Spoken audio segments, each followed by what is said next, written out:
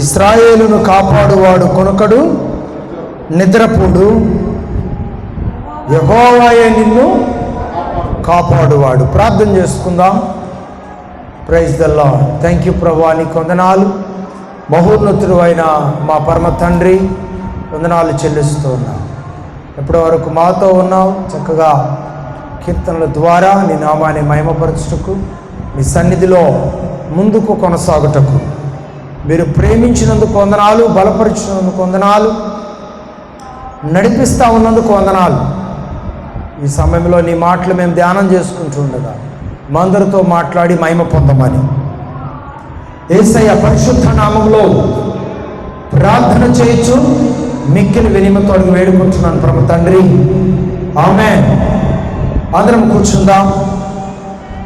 మరి పరిశుద్ధుడైన దేవుడు మనల్ని ప్రేమించి మనకు అనుగ్రహించినటువంటి ఈ ఘనమైన మాటలను మనం గమనించినట్లయితే, కీర్తనాకారుడు ఈ విధంగా ఈ మాటలు తెలియజేస్తున్నాడు. ఇశ్రాయేలును కాపాడువాడు కొనుకడు. అంటే దేవుని కాపుదల, దేవుని సహాయం చాలా గొప్పగా ఉన్నదనే వాస్తవాన్ని అలనాడు కీర్తనాకారుడు ఎరిగి ఉన్నాడు. అలాగే ప్రియులారా, ఈరోజు దేవుని యందు భయభక్తులు కలిగిన మనము కూడా ఆయన కాపుదల ఎంత గొప్పదో, ఆయన ప్రత్యక్షత ఎంత గొప్పదో మనం అర్థం చేసుకోవాలి. మరి మన యొక్క సహాయము చేయ గొప్ప వ్యక్తి ఎవరంటే ప్రభువైన యేసుక్రీస్తు వారు. ఈ వాస్తవాన్ని మనం గ్రహించాలి.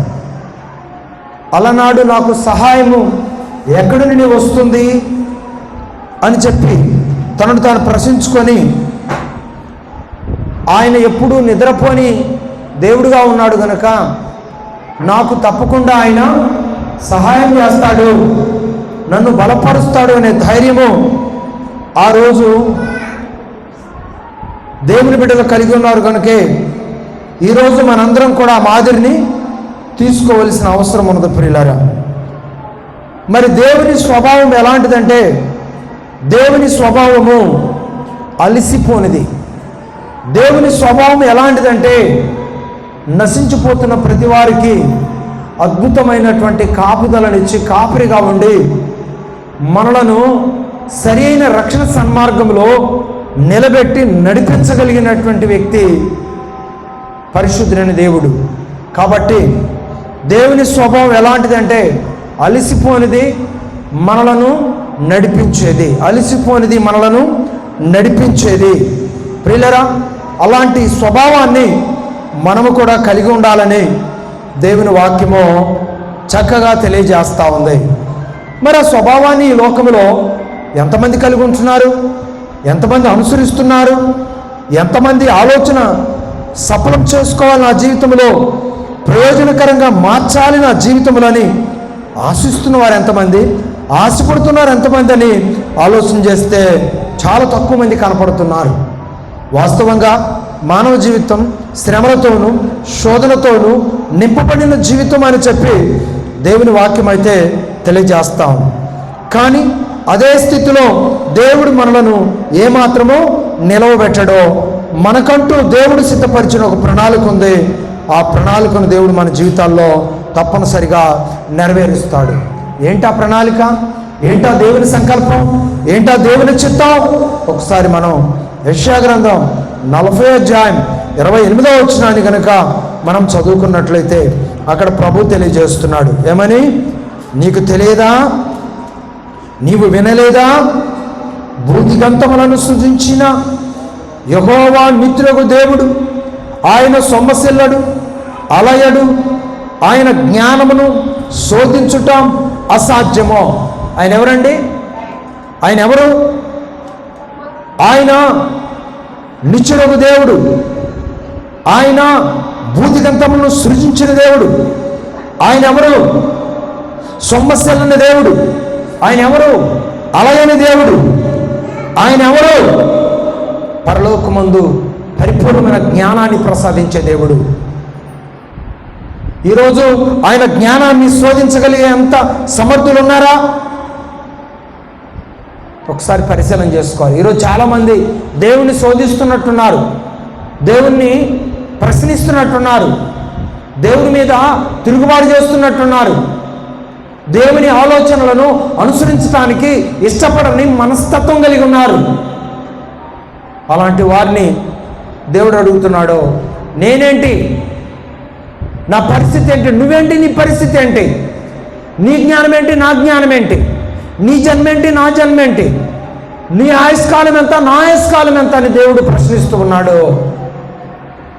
కుమ్మరి వ్యక్తి కుండను తయారు చేసి ఆ తయారు చేసినటువంటి కుండను పగలగొట్టుకోవాలంటే పగలగొట్టుకుంటాడు, భద్రం చేసుకోవాలంటే భద్రం చేసుకుంటాడు.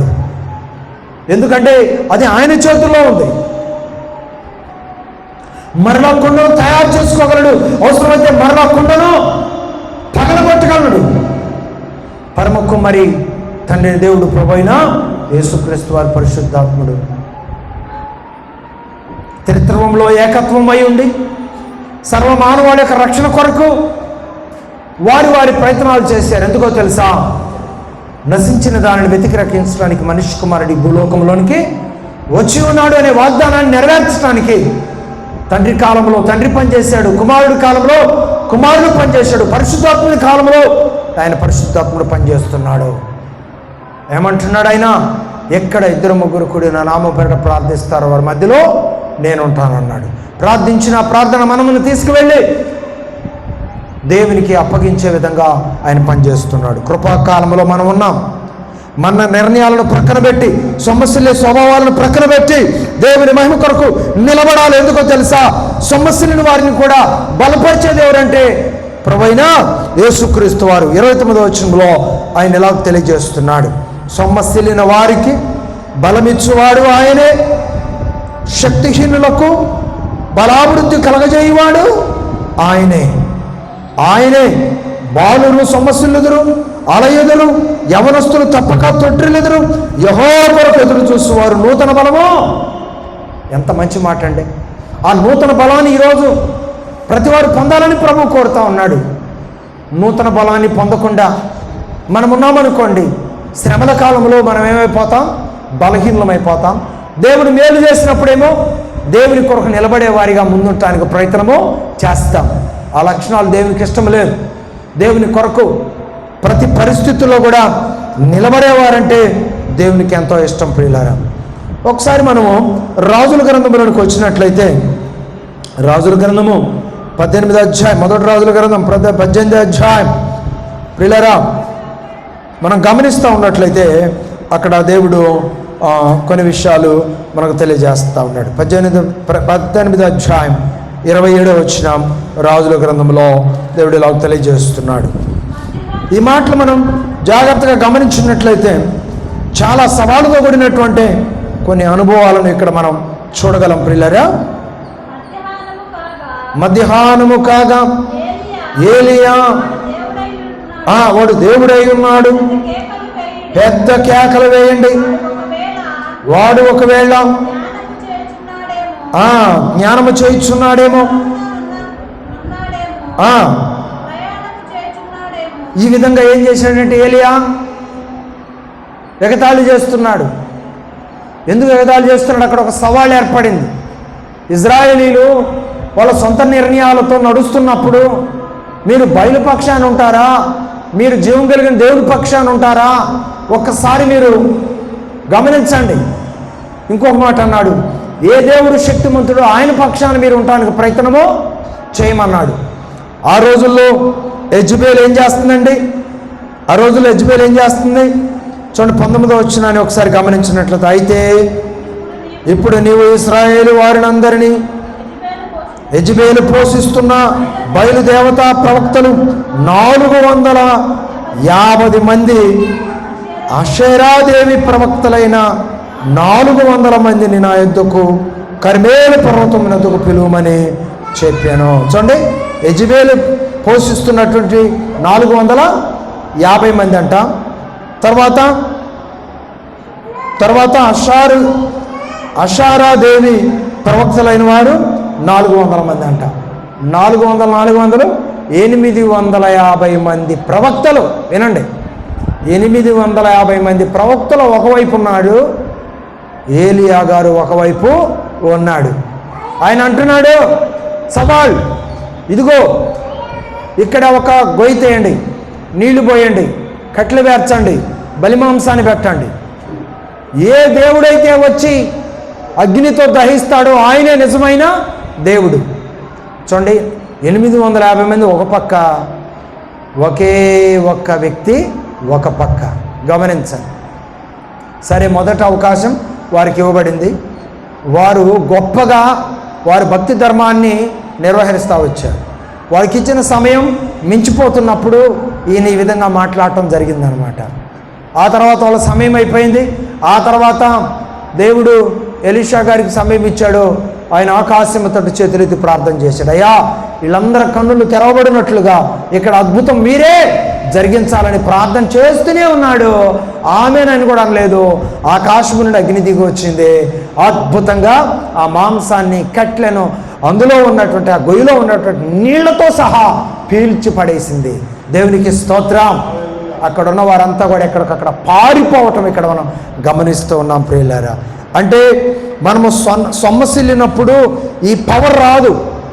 కష్టాల్లోనైనా కడగండ్లోనైనా దేవుని కొరకు నమ్మకముగా ఎవరైతే నిలబడటానికి ఇష్టపడతారో వారి జీవితాల్లో దేవుడు తన మహిమ కొరకు నిలబెట్టుకొని అద్భుతాలు చేస్తాడు అనే వాస్తవాన్ని ఇక్కడ మనం గమనించాలి. అద్భుతాల కోసం మనం ఆశపడితే మన జీవితాలలో మనం నష్టపోతాం. కానీ మన విశ్వాసాన్ని కాపాడుకుంటూ, మన సాక్ష్యాన్ని కాపాడుకుంటూ, సంఘంలో, సమాజంలో ఒక నిలకడత్వాన్ని కలిగి ఉండి దేవుని సన్నిధిలో ప్రార్థించే వారిగా మనం ఉన్నప్పుడు దేవుడు ఏం చేస్తాడో తెలుసా? మన విశ్వాసాన్ని బట్టి దేవుడు ఫలితాలు ఇవ్వటం ప్రారంభిస్తాడు. దేవునికి స్తోత్రం, హల్లెలూయా.